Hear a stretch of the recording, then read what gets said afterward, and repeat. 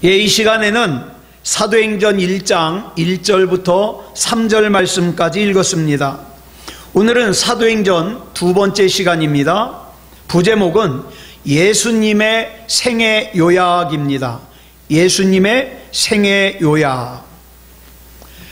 사도 바울은 고린도에 있는 그리스도인들에게 편지를 쓰면서 고린도전서 1장 2절에서 하나님의 교회라는 단어를 사용하기 시작합니다. 여러분, 교회를 헬라어로 뭐라 그러냐면 에클레시아라 그래요. 에클레시아. 그러면 에클레시아라는 단어의 원래 뜻은 뭐냐? 부름받은 사람들이에요. 부름받은 사람들. 그런데 이 에클레시아라는 단어를 교회가 가장 먼저 사용한 게 아니에요. 신약 성경이 쓰여지기 1000년 전 고대 그리스 시대부터 이 에클레시아라는 단어를 사용하기 시작했습니다.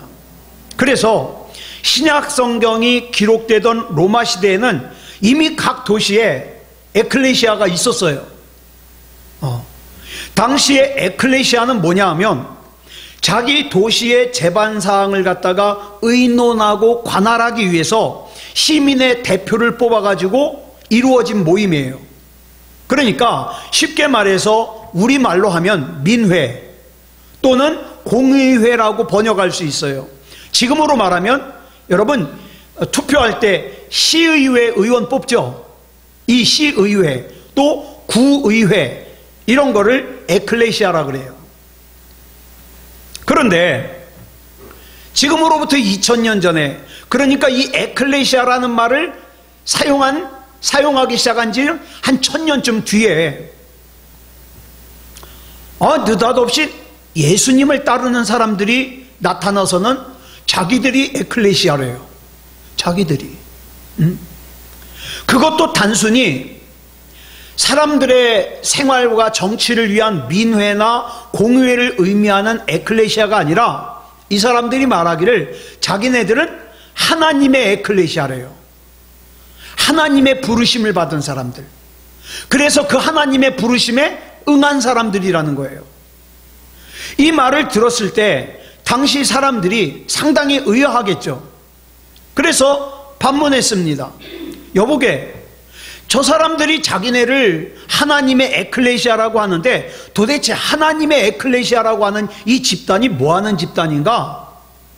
아니, 난데없이 나타나서는 하나님의 에클레시아라니 이게 도대체 뭐하는 곳이란 말인가? 이렇게 의문을 가지기 시작했습니다. 그래서 세상 사람들은 하나님의 에클레시아를, 하나님의 교회를 자처하는 사람들의 삶을 면밀하게 관찰하기 시작했어요.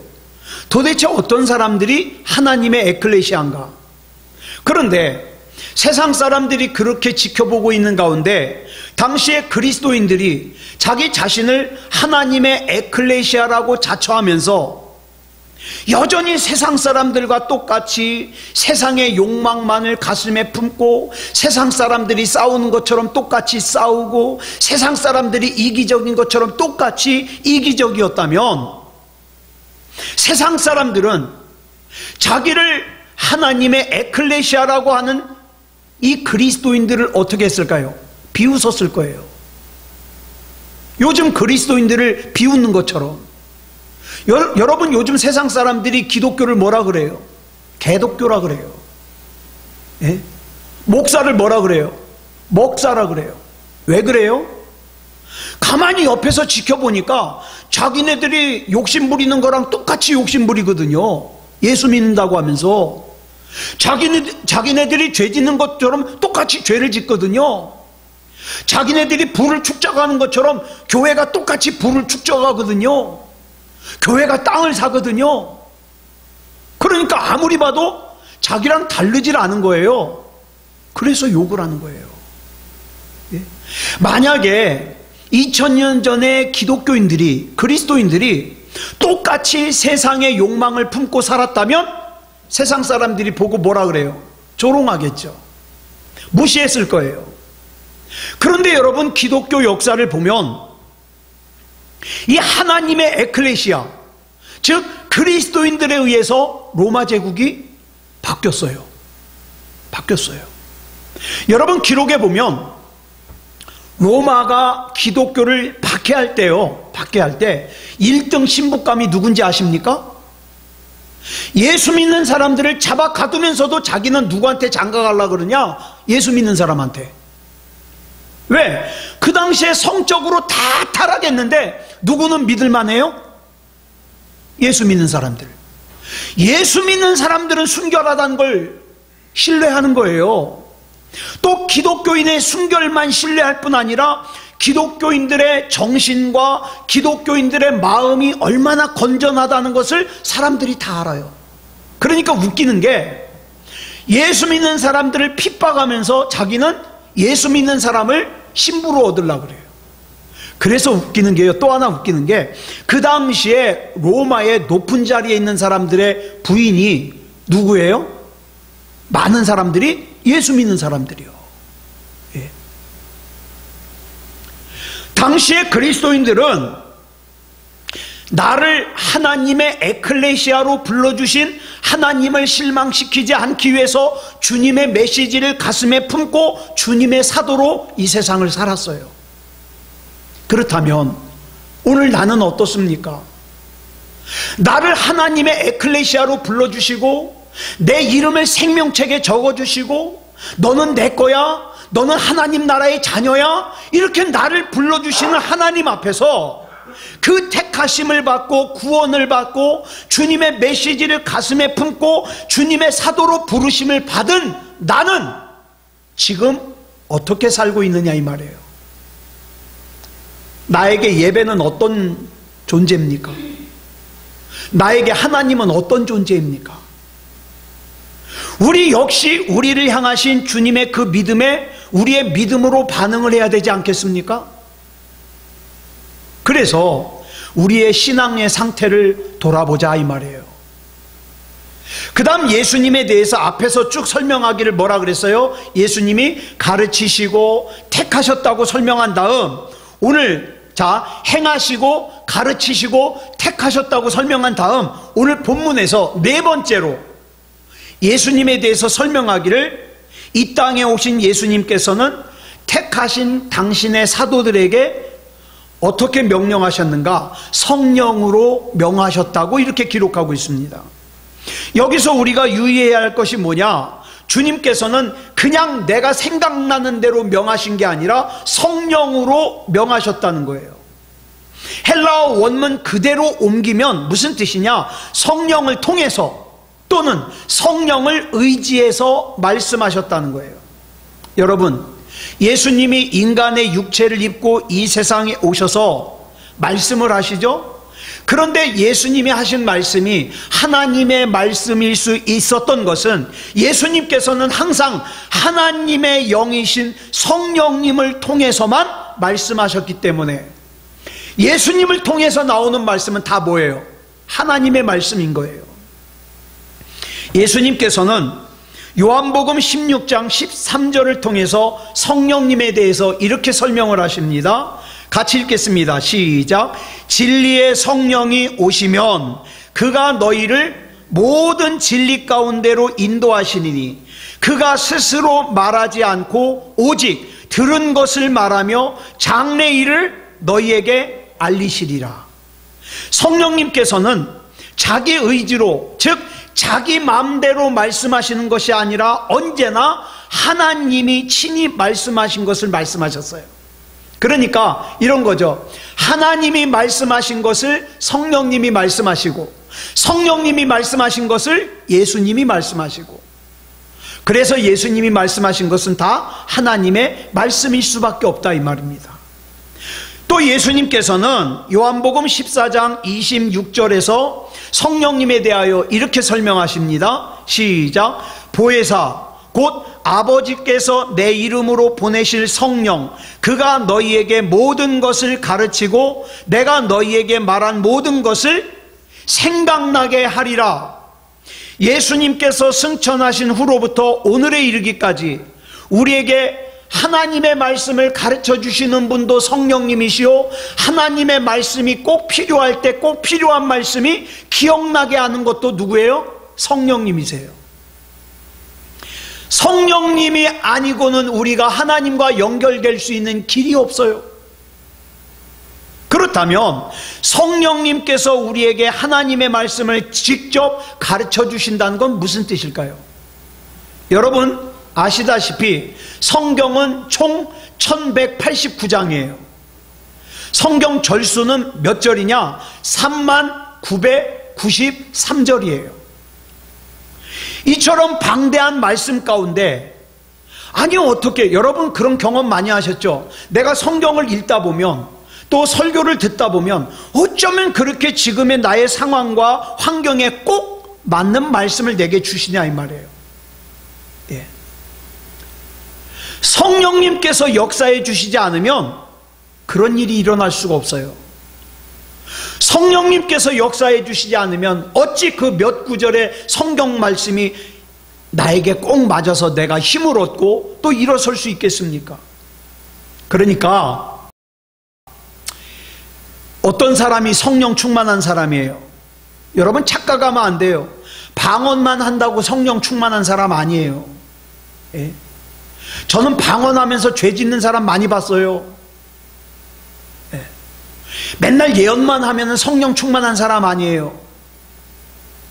맨날 병만 고친다고 성령 충만한 사람 아니에요. 그러면 성경이 말하는 성령 충만한 사람은 어떤 사람이냐? 성령님께서 깨우쳐 주시는 하나님의 말씀을 가슴으로 느끼는 사람. 아, 이거는 하나님께서 성령님을 통해서 내게 주시는 말씀이구나, 이걸 깨닫는 사람. 그래서 내가 그 말씀에 순종하면서 사는 사람, 이런 사람이 성령 충만한 사람이에요. 하나님께 순종한다는 것은 하나님의 말씀을 내가 절대적으로 신뢰하는 거예요. 신뢰하는 사람이에요.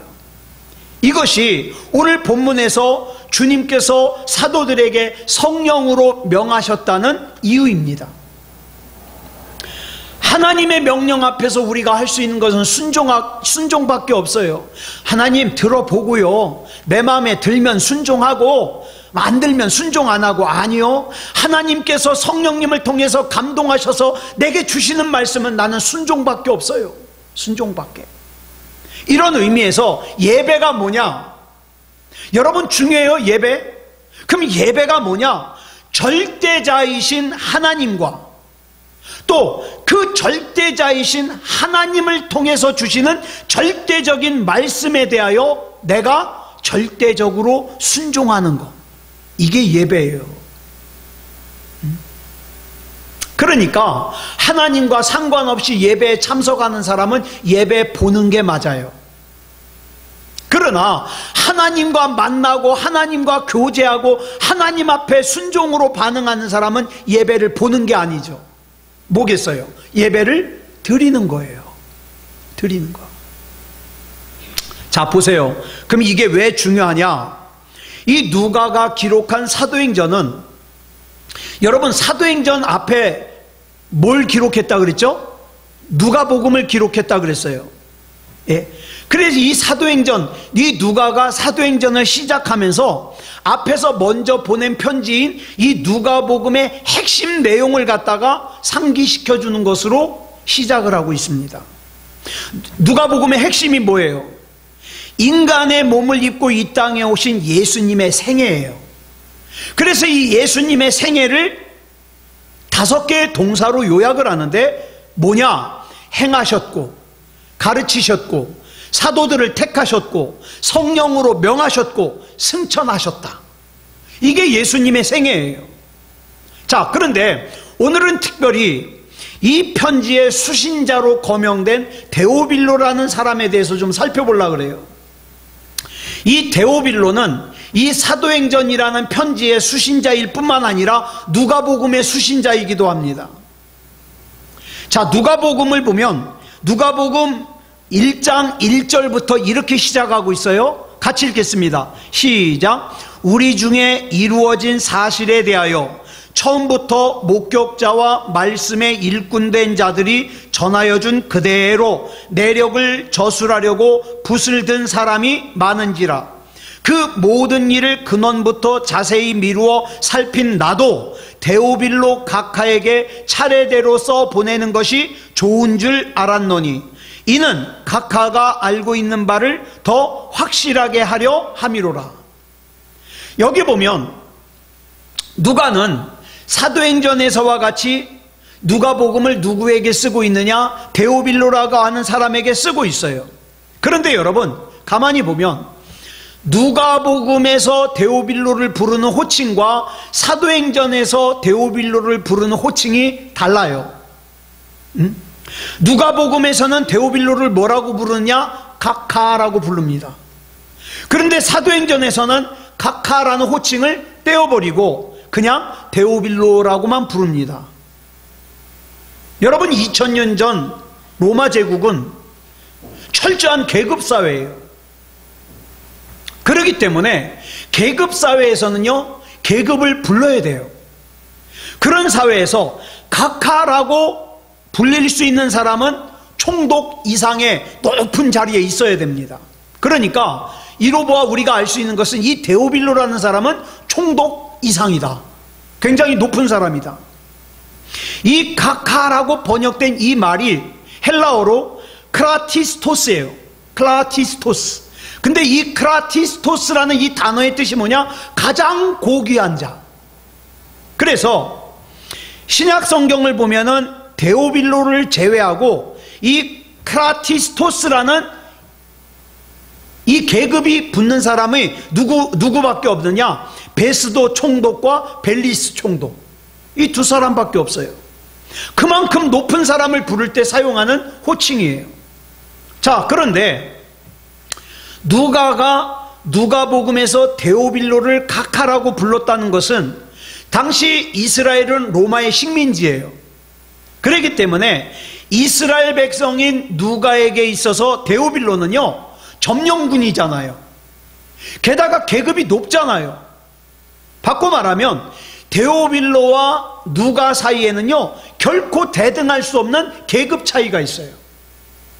누가는 데오빌로를 함부로 부를 수 있는 사람이 아니에요. 그런데 세월이 흘러서 이 누가가 데오빌로에게 사도행전을 써보낼 때에는 뭘 뺐어요? 각하라는 호칭을 뺐어요. 마치 아주 친하고 다정한 친구를 부르듯이 뭐라고 불러요? 데오빌로요. 데오빌로라고 불러요. 이것은 뭘 뜻할까요? 누가가 기록해서 먼저 보낸 이 누가복음을 읽고 누가 변했다? 데오빌로가 변했다. 그래서 어떡합니까? 식민지 백성이었던 이 누가와 그 다음에 아주 계급이 높은 이 데오빌로 사이에 존재하고 있던 계급이 없어졌다. 이거예요. 여러분 인간관계에 있어서 예를 들어서 우리 남명호 집사님이 계급이 굉장히 높아요. 저는 굉장히 계급이 낮아요. 그러면 남명호 집사님, 계급이 높은 남명호 집사님과 계급이 낮은 저 사이에 이 계급을 없앨 수 있는 사람은 누구예요? 계급이 낮은 제가 가가지고 아이고 남명호 집사님 우리 계급 같은 거 생각하지 맙시다 그럴 수 있어요? 그럴 수 없어요. 계급이 낮은 사람은 계급이 낮은 사람이 가서 계급을 허물라 그러면 그걸 뭐라 그래요? 하극상이라 그래요. 맘먹는다고. 굉장히 그거는 혼날 일이죠. 그러므로 계급을 없애는 것은 낮은 사람이 없애는 게 아니라 누가 없애야 돼요? 높은 사람이 없애야 되는 거예요. 높은 사람이. 자, 데오빌로를 각하라고 불렀던 누가가 사도행전에서 그냥 데오빌로의 이름을 불렀다고 하는 것은 누가복음을 통하여서 예수님을 믿게 된 데오빌로가 누가와 자기 자신 사이에 계급을 없애고 계급이 낮은 누가를 갖다가 자기의 반열로 올려줬다는 뜻이에요. 예. 이거는 데오빌로가 올려줘야만 가능한 거예요. 누가가 데오빌로를 낮출 수는 없잖아요. 예. 만약에 그렇지 않다면 누가는요, 사도행전을 쓰면서도 계속 데오빌로를 뭐라고 불러야 돼요? 각하라고 불러야 돼요. 자, 여기서 데오빌로가 각하라고 하는 자기의 호칭을 사양했다 그래서, 이젠 나 각하라고 부르지 마십시오, 사양했다 그래서 그가 로마 제국의 총독 이상의 고위직에서 떠난 거예요? 그건 아니에요. 그거 그 자리에 그냥 있어요.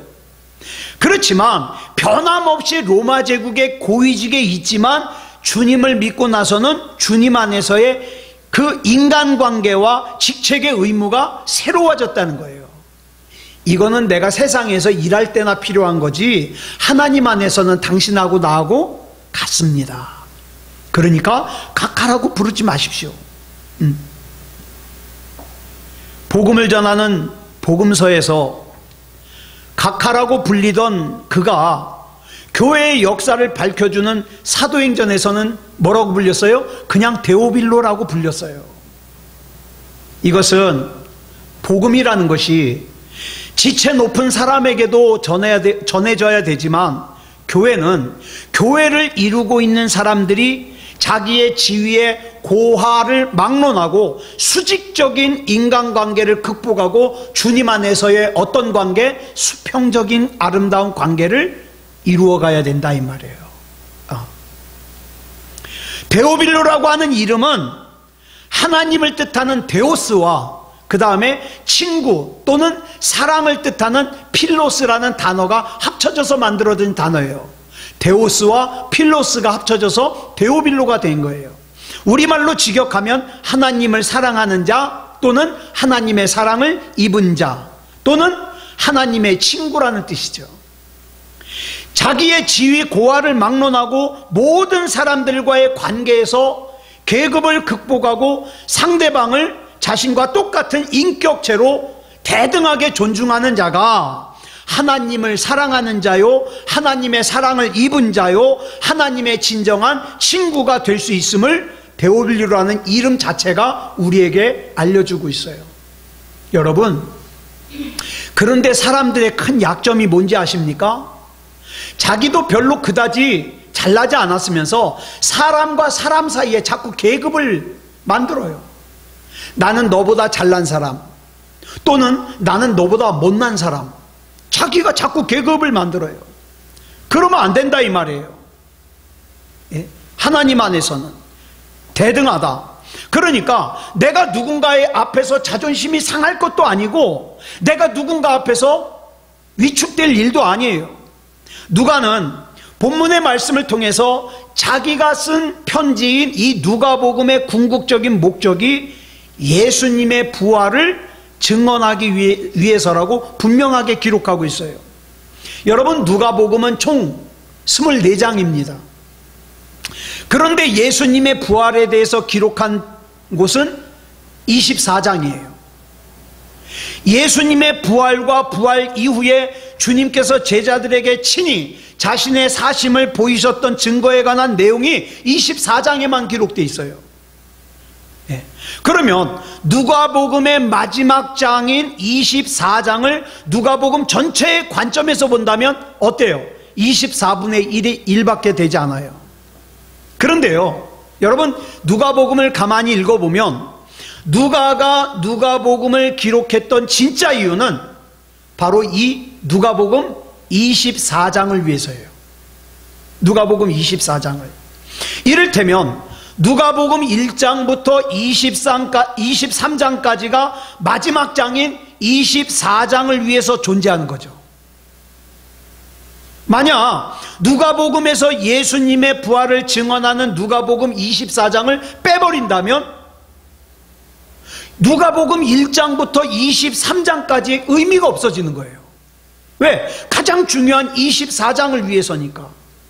이 말은 예수님의 부활이 없었다면 2000년 전에 지구 반대편에서 살다가 죽은 예수라고 하는 한 인간과 나는 상관이 있다 없다?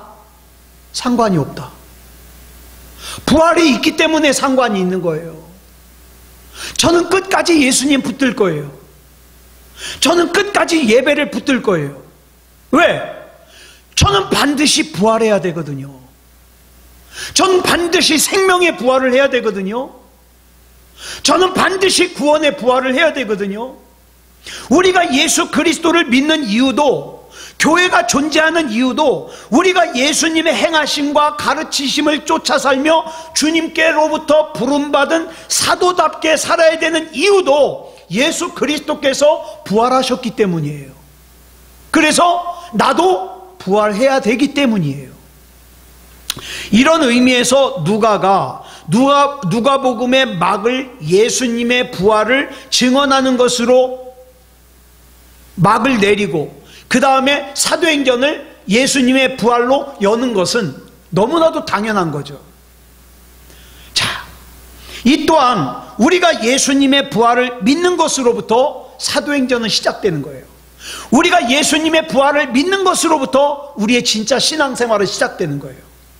잘 들으세요. 굉장히 중요하지만, 어쩌면 기분 나쁠 수 있지만, 예수님의 부활을 믿지 못하는 사람은 교회만 다닐 수 있어요. 그러나 예수님의 부활을 믿는 사람은 반드시 예수님을 붙잡고요, 반드시 예배다운 예배를 드려야만 된다고요. 차이가 커요. 여러분, 복음서의 핵심, 마태복음, 마가복음, 누가복음, 요한복음의 핵심도, 그 다음에 그 사복음서의 결론도, 사도행전의 초점도 예수 그리스도의 부활에 있습니다. 예수 그리스도의 부활. 예수 그리스도의 부활에 대한 누가의 증언은요, 누가 개인의 생각이나 누가 개인의 신념이 아니에요. 누가는 오늘 본문을 통해서 예수님께서 확실한 많은 증거로 친히 예수님의 다시 사심을 증거해 주셨다고 기록하고 있습니다. 여러분, 예수님의 부활에 대한 동기가, 나는 예수님의 부활을 믿어, 그냥 내가 믿는 거에 동기를 두면 안 돼요. 예수님이 다시 사셨음을 예수님 자신이 보여주셨잖아요. 알려주셨잖아요. 예수님의 부활은 이처럼 중요하기에 누가는 누가복음 24장에서 보여주셨던 예수님의 부활을 자세하게 기록하고 있고, 아울러서 그 뒤에 이어지는 사도행전에서도 예수님의 부활로 편지를 시작하고 있다는 거예요. 자, 부활하신 예수님께서 엠마오로 가던 두 제자를 만났습니다.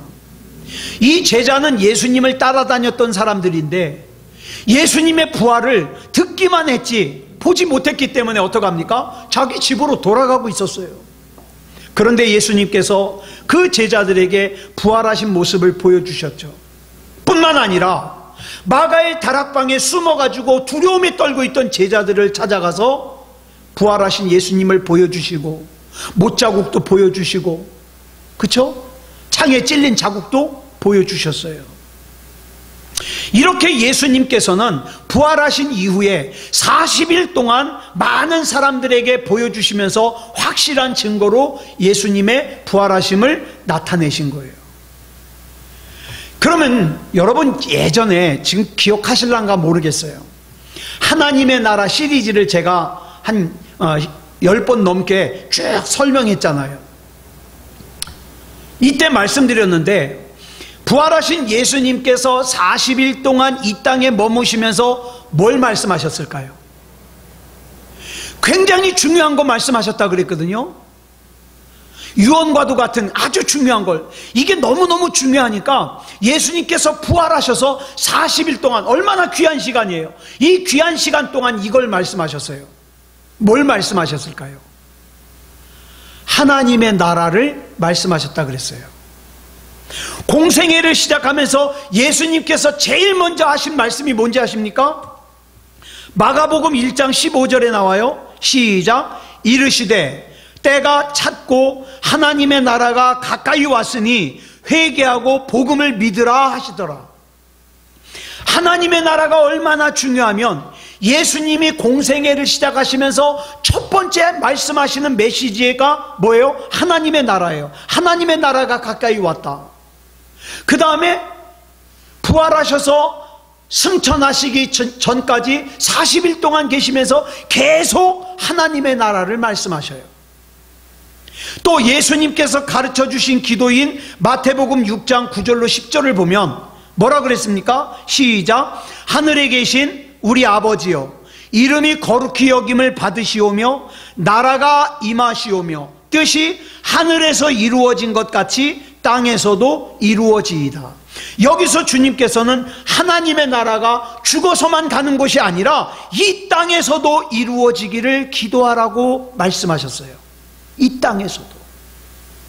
이것이 누가가 교회의 역사와 사도의 행적을 밝히는 사도행전을 시작하면서 먼저 하나님의 나라를 강조하는 이유예요. 여러분, 이 하나님의 나라를 모르는 사람들은, 부활을 믿지 않는 사람들은 교회를 다녀도 아무 생각 없이 다녀요. 자기 기분에 따라 다녀요. 교회 가고 싶으면 가고 가기 싫으면 안 가고. 왜? 난 부활을 못 믿거든. 난 그냥 교회 다니는 거거든. 하나님의 나라에 관심이 없거든. 그러니까 내 기분에 따라서 교회를 갔다 안 갔다 하는 거예요. 그런데 그렇지 않아요. 하나님의 나라는 너무 중요해요. 예수님의 부활은 굉장히 중요해요.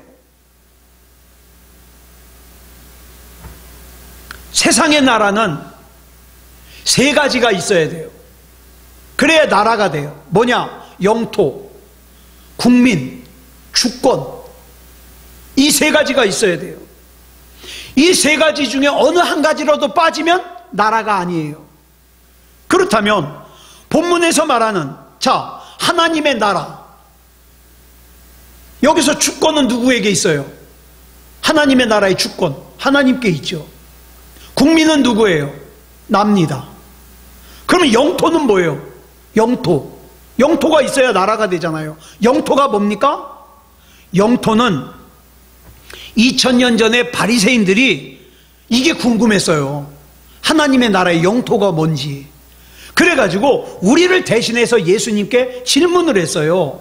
누가복음 17장 20절로 21절에 보니까 예수님이 그 대답을 이렇게 하십니다. 시작. 하나님의 나라는 볼 수 있게 임하는 것이 아니요 또 여기 있다 저기 있다고도 못하리니 하나님의 나라는 너희 안에 있느니라. 하나님의 나라의 영토는 어디 있습니까? 내 안에 있어요.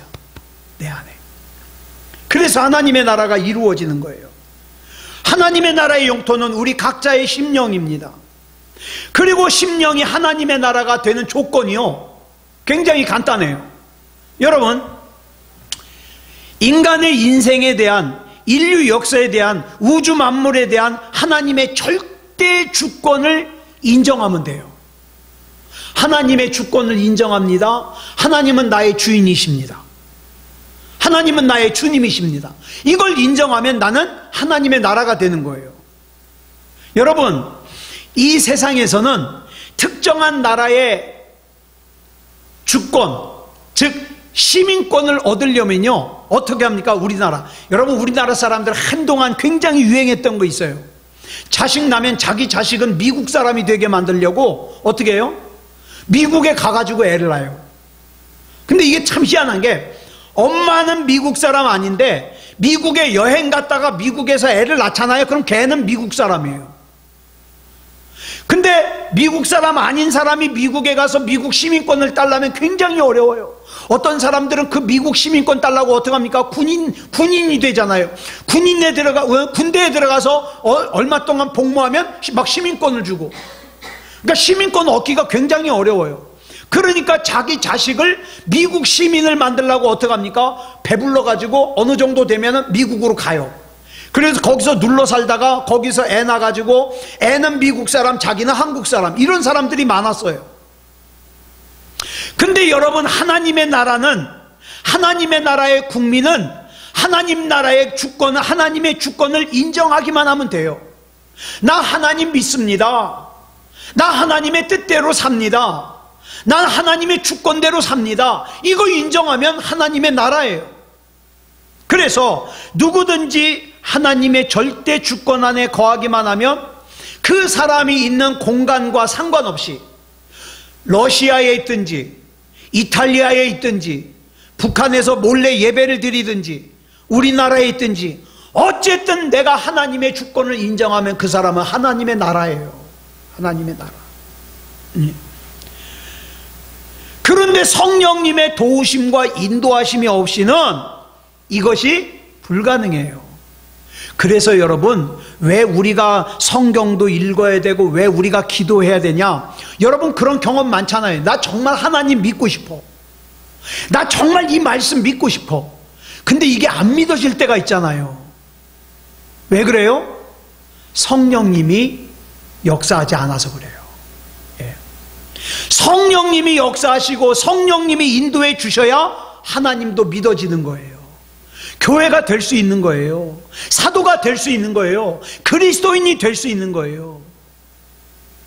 그래 성령님이 인도하지 않으면 실컷 들어놓고 안 믿어져. 이렇게 되는 거예요. 그래서 누가는 사도행전을 시작하면서 1장 1절에서 1장 8절까지 무려 2절, 5절, 8절에서 3번이나 이 사실을 강조합니다. 성령이 없이는 교회가 안 된다. 성령이 없이는 진짜 그리스도인이 될 수 없다. 이걸 강조해요. 교회의 역사와 사도들의 행적을 밝혀주는 이 사도행전의 서두에서 누가가 3번씩이나 성령을 되풀이해서 언급한 것은 성령 안에 거하지 않고는 교회가 될 수 없다. 성령 안에 거하지 않고는 그리스도인이 될 수 없다. 이걸 설명하는 거예요. 그렇다면 성령님 안에 거한다는 것은 무슨 뜻인가? 자기 삶의 전반에 걸쳐서 매 순간마다 자기와 함께 거하시는 성령님을 인식하고 사는 거예요. 성령님 오늘도 나와 동행해 주시옵소서. 그래서 내 생각, 내 마음 주관해 주시옵소서. 섭섭하지 않게 하시고 미워하지 않게 하시고 항상 하나님 말씀만 따르게 해주시옵소서. 꼭 필요할 때 하나님 말씀이 생각나게 하시고 그 말씀 붙들고 기도할 때 놀라운 역사가, 하나님의 말씀의 역사가 나를 주관해 주시옵소서. 그래서 우리는 성령님의 인도하심을 구하면서 살아야 되는 거예요. 예. 나의 계획이 이루어질 때는 말할 것도 없고 내 생각대로 안 될 때에도 여기에는 성령님의 뜻이 있구나, 이걸 믿고 받아들이는 자가 진짜 하나님을 믿는 사람이에요. 하나님의 나라가 돼요. 그런데 제가 지금까지 이렇게 교회에서 일하다 보면 많은 사람들이 그렇지를 못해요. 내 생각대로 안 하면 하나님께도 삐치고 성령님께도 삐치고 목사인데도 삐치고 자기가 기준이에요. 자기가 기준. 그러면 하나님의 나라가 될 수 없잖아요. 자기 나라지. 그렇죠? 우리는 하나님의 나라가 돼야 됩니다. 그런 사람만이 진짜 그리스도인이에요. 예. 그럼 그걸 어떻게 구분하느냐? 삶을 보면 알아요. 삶. 예. 삶을 보면 이 사람이 진짜 그리스도인인지 아닌지 표시가 나요. 만약 여러분이 진짜 하나님을 믿는 사람이라면 내 삶에 하나님의 절대 주권을 인정하십시오. 내 마음대로 사는 것이 아니라 하나님의 주권을 인정하는 거예요. 하나님 오늘 어떻게 할까요? 이 일은 어떻게 결정할까요?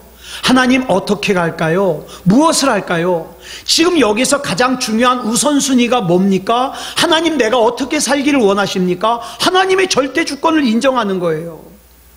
근데 이게 하나님의 영인 성령께서 내 안에 계셔야 이게 가능하지, 하나님의 성령이 계시지 않은 사람은 답답합니다.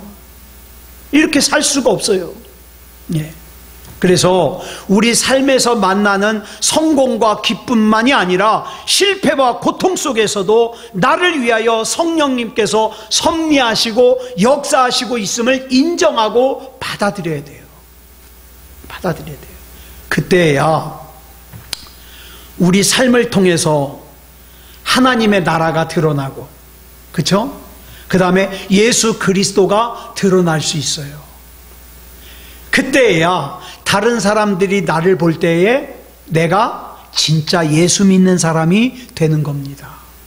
진짜. 여러분, 예수 믿는 사람 되는 게 쉽지 않아요. 절대. 교회 다니는 사람은 쉬워요. 왜? 생각날 때 교회 가면 되니까. 근데 진짜 예수 믿는 사람은 어려워요. 아무쪼록 우리 주님 안에서 하나님의 절대적인 주권을 인정하고 진짜 예수 믿는, 진짜 그리스도인, 진짜 구원받은 진짜 하나님의 자녀이기를 그리스도 예수님의 이름으로 축복합니다. 기도하겠습니다. 사랑의 아버지 하나님, 감사합니다. 우리가 이제 사도행전을 이렇게 수요일날 살필 수 있음을 감사합니다. 데오빌로라고 하는 사람은 사도 바울이 누가가 일찍이 보냈던 누가복음을 읽고 변화돼서 사도행전을 기록할 때에는 이제 각하라고 하는 계급 말하지 말자고 이렇게 얘기할 정도로 변했습니다. 주님, 우리가 하나님이 믿어지고 하나님의 절대 주권을 인정하면 우리 속에 있어서는 안 되는 미움, 섭섭함, 불신앙, 그 다음에 잘못된 마음들, 잘못된 생각들 단호하게 예수님의 이름으로 거부하고 결박하고 무적행에 던질 수 있어야 될 줄 믿습니다. 하나님, 붙잡아 주시옵소서. 진짜 그리스도인으로 살게 해주시고 진짜 예수 믿는 사람으로 살게 하시고 진짜 하나님의 나라이게 해 주시옵소서. 우리 주님께서 붙잡아 주실 줄 믿사오며 그리스도 예수님의 이름으로 간절히 기도드려 싸움나이다. 아멘.